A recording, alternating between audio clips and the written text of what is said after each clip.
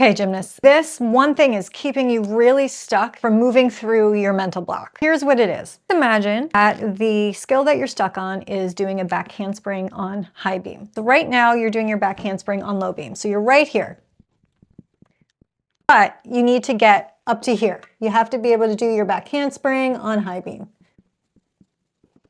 And what happens is you come into the gym and you're working on your back handspring on low beam. Perhaps you've got some panels. Maybe you pull away some of the panels. So you're working through, you're breaking it down, and you feel like you're making a little bit of progress.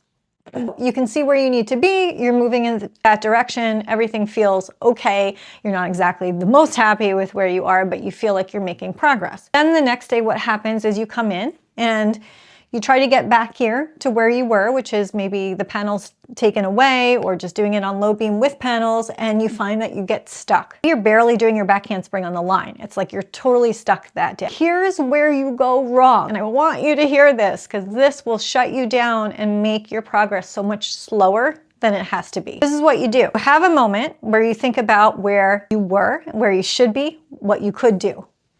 So maybe you think about how last season you competed back handspring on high beam, or maybe last month you were doing it, or maybe over the summer you had it consistently, or maybe even yesterday you were doing it on low beam with the panels removed. When you start thinking about where you should be or what you could do, immediately your trust, this is trust that you're building, you're working towards getting your skill, building that trust, your trust will immediately take a dip. And now what happens is instead of working towards your back handspring on a high beam by building up the trust, your trust has taken such a dip that now you're starting all over, if not even lower than where you were to begin with. And this happens over and over and over again. You've got some good days, you feel like you're moving up, and then you start thinking about where you should and could be, what you used to do, why am I here, I should be over here, and then trust goes down.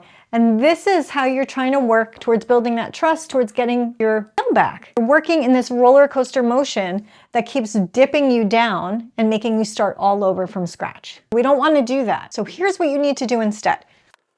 You come into the gym, working your back handspring and low beam, you make a little bit of progress, you feel good. Next day, come in, you can barely do it on the line. Instead of thinking about where you should be or what you could do, you're going to think about where you are and what you can do.